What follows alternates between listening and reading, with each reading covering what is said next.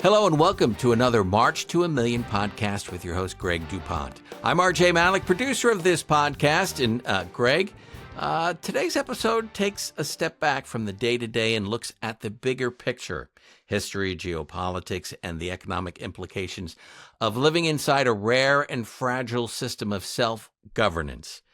So you're not going to talk about politics in general or make any type of predictions.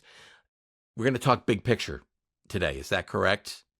Yeah, RJ, last time we got together and chatted, talked about the technology and the bright, rosy future there. And we're going to take a kind of a step back into the dark. And it's because of what I'm hearing when I'm talking to clients and just had a client here today that, was just so uncertain about what's going on, as we sit here on Martin Luther King Day, coming out of another weekend of protests and talk about Trump taking over Greenland and all this kind of stuff and just all the noise out there. I felt it'd be a good idea to kind of try to bring some context into this conversation. You've said that the American system is historically unusual. Can you sort of expound on that? Yeah, if you think about it, we've been here. How old are you, RJ? I am 64. All right, I am 60. Okay. Our country turns 250 this summer, right? Yeah. First of all, if you think about that in terms of our proportion of our life in relation to the country, that to me was kind of mind-boggling today when I made that realization that I've been around for basically 50% or 20% of the existence of the United States of America, right? In the 401k generation, same thing. It's been here for that. But when you think about history, this is just a blip in that time, Yes. How long has civilization been around? Organized society has been about 10,000 years. Written systems of law and governance, about 5,000 years. And we're at 250, right? And when we see what's going on geopolitically, and we have these other countries that have been around a lot longer than we have. Yes. And so you sit there and you got to figure out, how is what's going on now reflected in growing pains, or is it in the path to the end of our way of doing things? This great experiment that is the American way. Sure. Well, and I think sometimes when you look at different civilizations, in the end, complacency plays a big part of it in it, why society falls apart. But I think also not knowing history. Yeah, and knowing the application of history and the right history. I mean, if you think about it, for most of human history, power has been centralized. Authorities either been inherited or seized, and rights have been conditional, temporary, or revocable even. And that's what, our forefathers brought.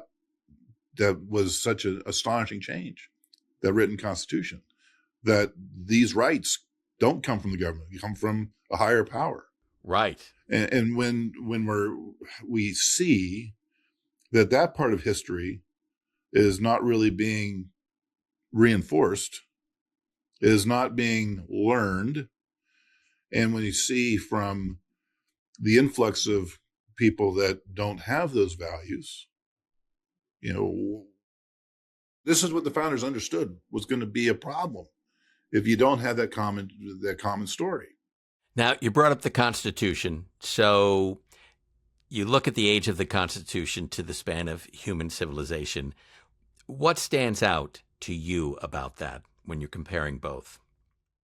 Just how little experience we have with it in relationship to the rest of the world, right? If you just look at our British forebears, right? That their system of governance, that, by the way, was what the Constitution was a reaction to, right? And if you ever had to read the Federalist Papers, things like that, I did a little bit of that when I was in law school, but I'm by no means am I a acolyte on that. But Right. the arguments that we have today come from a system that's designed to fix the problems caused by the system that the British had, that the French had, blah, blah, blah, blah, blah. And when we get right down to some of the political conversations we're having in Washington, the controversies as they were, no kings, right?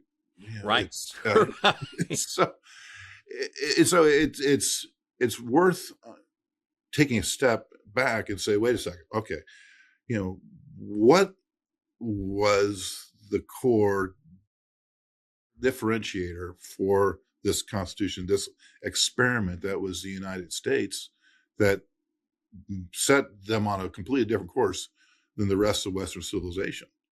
Well, the core was our rights, our personal rights, and the fact that they were, again, not given to us by government. They were given to us by God. A higher power, whatever you want to call it, right? Yeah. And that's what's being chipped away. And you've got, who's to say ours is the best, right? The best system. It's, I will.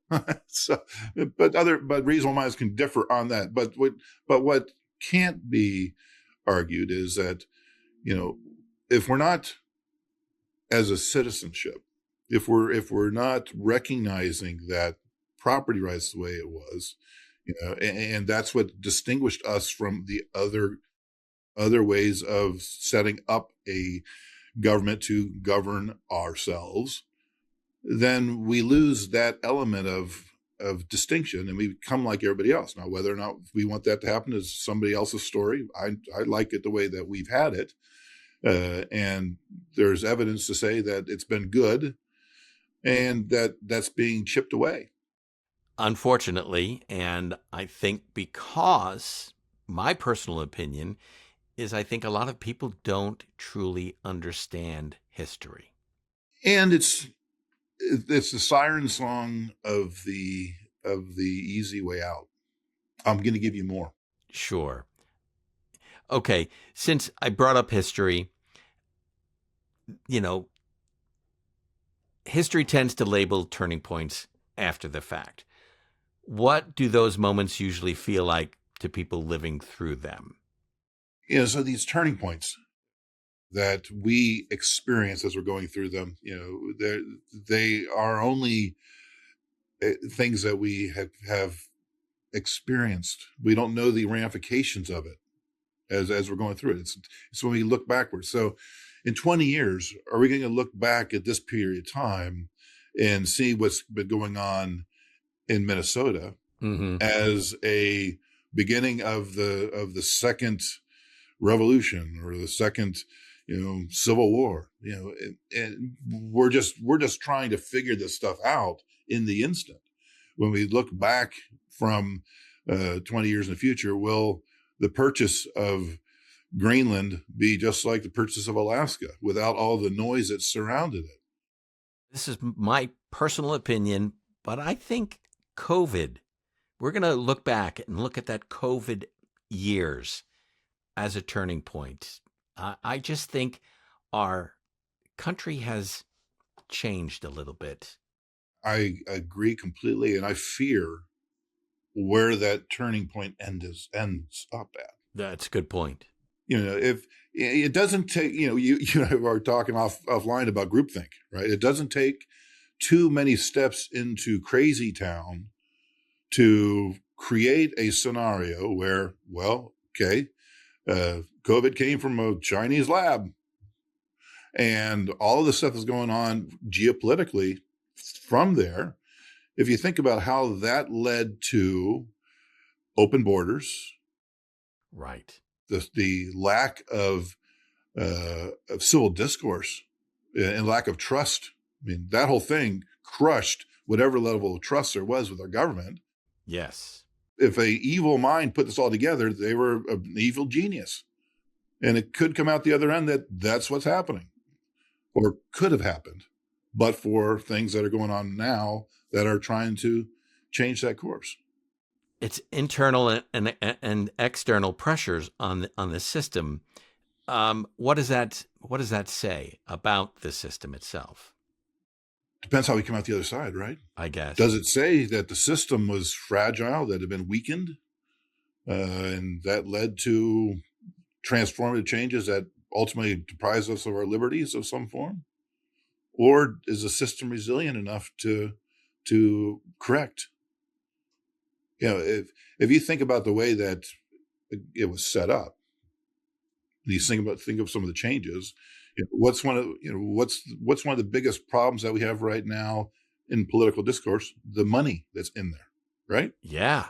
In the constant political cycles, in the constant parties. Well, what did George Washington talk about when his farewell address? Beware parties. Right. Right? He also said, beware of alliances. And so now we're seeing all of this stuff that's happening out of that. And so only time will tell. Are we in a turning point? That's true. We just get to deal with all the uncertainty right now. It feels like it to me. That's my opinion. It feels like a turning point. And that's why I wanted to kind of talk about it a little, because, people I talk to are nearing retirement, going into retirement, or have retired. And this is incredibly unsettling for them. What can we plan on when we may be facing the downfall of Western civilization? Okay. Now, you brought this up. I mean, the topic is definitely different than the last topic we talked about. And it sounds abstract. So how does this actually show up in real life? Well, it shows up, first of all, in anxiety and having people respond differently than they normally would.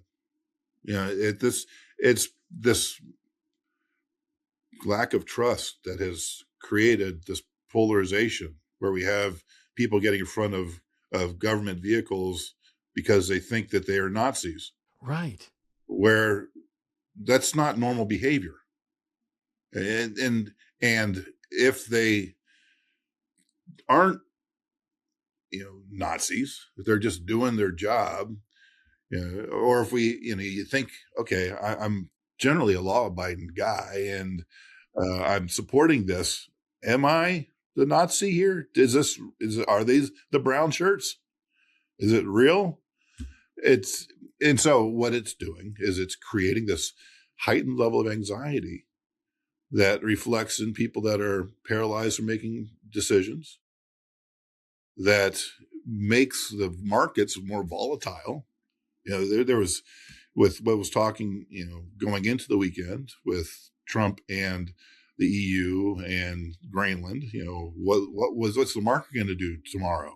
Because of the reciprocal tariffs and all that. Right. And getting back to our conversation about groupthink, well, this whole tariff idea as a lever that he has been using, well, call it a hammer he's been using, that has, in one hand, made some incredible economic advantages come to forth. On the other hand, has created all this uncertainty. And we've not used tariffs this manner because groupthink that shouldn't be done this way. Right. But I think he's proving to a certain extent, up until, now, all the doomsayers predicting that, if he does this, the country's going to be in a recession and all this stuff. None of that has come about. Yeah. And who knows what the end game is, right? And does the Supreme Court supposed to rule any day now on whether or not he has the power to do what he's been doing? Yeah. What happens if they go the other direction? So, okay, we're talking big picture, but how does history usually reach families? This is where, if I was a gold bug, that's where you'd start putting in, you got to get yourself precious metals and all that kind of stuff. And I'm not a big believer about that. But where it hits families is, and right now, a lot of families, they're members of the family that aren't talking to other members of the family, right? Because of the polarizing nature. Yeah. Where it's hitting families right now is, the younger white male cohort that is the most underemployed cohort that's out there right now, where it's hitting young families is with the transition, with the loss of opportunity, and where it's hitting the older family is we've gotten through this era of independence, Mm-hmm. as opposed to, well, before those 60, 70 years where, we had multi-generational housing, right? But now we've evolved to this point where it's inconceivable to move back in with the kids or what have you. Right. When this has all been in the last 100 years of 10,000 years of human evolution. That's interesting. You mentioned about moving back in with the kids. Where my family's dealing with that right now. And my mom's 88 years old. She's still living on her own. She desperately wants to stay living on her own, and we want her and have her independence. But boy, it's a tenuous situation because we know and we can hear her, for lack of a better phrase, fading, mentally. It's happening. She's 88, and we're walking a tightrope. How do you let her keep her independence, but take care of her at the same time? This will where I'll be a ray of sunshine in otherwise gloomy podcasts, right? That tying back to our conversation the last time we were together, technology, the way that is changing things, what's going to come down the pipeline there, and it's all happening so fast. Okay. So when we talk about this, the political social changes that we're in right now, on top of that, again, to the family, it's disorienting to the people I just talked to earlier today. That is now, he's going to be out of a job because of replacement, right? And do I retire into this, or do I, find another job? We got to take a step back, recognize what's going on, and make sure that we're resilient. And that's the key to all this, where we want to make sure that we are not just blindly sitting and saying, the market keeps going up. It's going to keep going up. I got to keep going. Come on, big money. Come on, big money. Right. And next thing you know, we're out with a wash. We got to take prudent steps, because, big money may keep rolling. Big money may keep rolling. Love it if that happens. But if what we are seeing right now with economic disruption, with political disruption, with geopolitical disruption, if any of that is a miscalculation, then how quickly can this whole thing go to the end of empire? So you're talking about collapse. We've had that in the past. This is why whenever somebody joins WSN, one of the first things I give them, and I do get this, is Ray Dalio's book, Principles for a Changing World Order. Sure. Which to me was an eye opener a few years ago when I read that, and that's been my one of my driving voices. This has happened in the past. The countries go on. The people that have money make it through. The people that were protected make it through. It's the people that don't take steps to protect themselves that have a world of hurt ahead of them. With everything that's going on, is it too late for people who haven't taken steps, or can they rebound and jump in and take steps now to protect themselves? It's never too late. Okay. I mean, until they take the punch bowl away. If you're nearing retirement, and you're seeing your 401k get nice and frothy, it's been a good run. I went up 20% last year. Yeehaw! Yeah. Okay. Well, what the good market giveth, the good market can taketh away. Let's put a floor under that. You've taken your winnings. off the table. You're still saving, save that money at risk. That's great. But we got to protect ourselves. Okay, so that can take us back to March to a Million. How does that framework fit into times like these? That was my driving vision and mission when when I started that challenge to myself and to my team. It was with the storm on the horizon that I wanted to be in a position where we have these conversations with people. We protect as many people that are wanting to get protected as we can. That's why we're here having this conversation, to get the message out that the storm is coming. It's closer than it ever has been. I still don't think we're there yet. My magic time is around 2030, when all these factors converge. But it could be tomorrow. And we've had a great run up. So let's not be Marie Antoinette at the meat cake. Yeah. We definitely don't need that. We talked a little bit about, the big picture of the republic. Is there a parallel between preserving a republic and preserving a household? Can you sort of explain that? There are certain fundamentals that we have to do to preserve our house, right? We got to clean the gutters. We got to paint it every once in a while. Or pay someone to paint it, in my account. We got to just maintain it. And part of maintaining it is appreciating what we have got.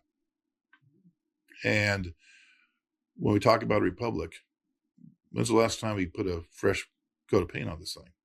Right. We have allowed, we're a nation of immigrants. I get it. And each time that we have done this historically, allowed large populations in, they have gotten together and they've protected themselves, and they have had integration issues and all that kind of stuff. I get it.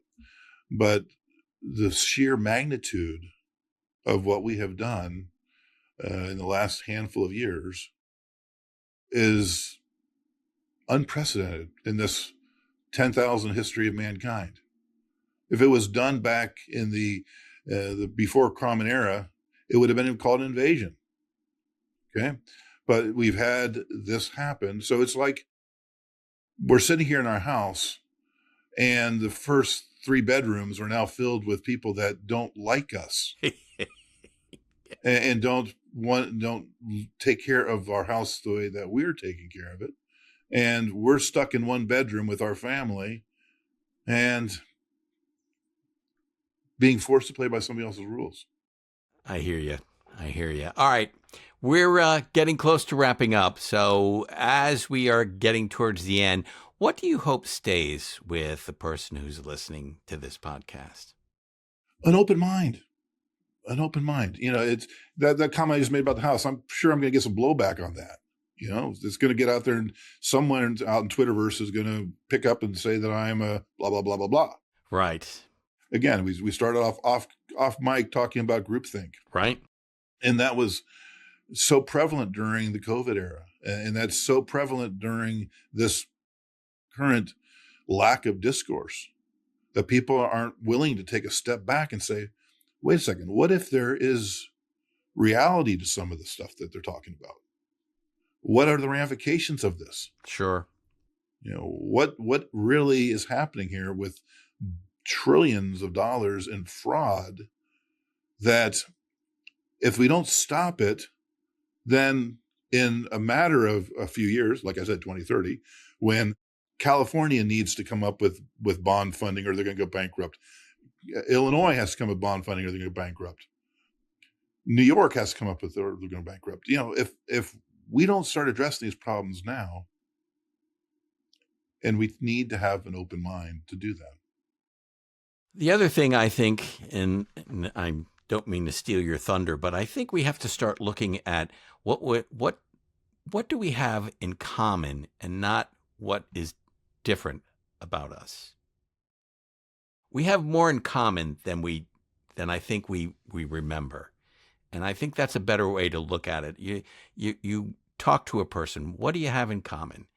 And you'll find, I think, even if you disagree with them on certain things, you'll find you have more in common than you remember. RJ, you talk about turning points, right? I'm going to be fascinated to find out when the story is written about this era, just how many people had that common view versus the noisemakers. Because I agree with you, RJ. I think 85% of people, common ground on all this stuff. They say, yeah, I don't want all these people in my house. I had house guests for the holidays, and it was time to leave. And you know them. Yeah, exactly. Yeah. And they play by my rules. So, but there are people that are good friends that if you say 2 or 3 things, it's going to trigger. Right. But you know what the 2 or 3 things are, right? and that's the times that we're living in. It's crazy. Well, we are ready to wrap things up. So interesting approach to this podcast. I enjoyed it. Do you have a final word? Yeah, for the listeners who indulged me in this conversation today, instead of our typical, information about planning, all this stuff. If you've stayed to the end, then I thank you, because that means you do have an open mind and you're curious about what's going on. And only if we are open-minded and curious and truth-seeking are we all going to get through this to preserve what is, I believe, God's gift to humanity, which is the founding of this country and that set of principles that makes us different than every other country in this world. Thanks, Greg. I appreciate that. That's a great way to wrap it up. If you've not subscribed to the March to a Million podcast, make sure you do that. If you know of an estate planning attorney, financial advisor, or a client who really needs this information, please make sure you share this podcast with them. So for Greg DuPont, I'm RJ Malik. We'll see you on the other side of the mic very soon.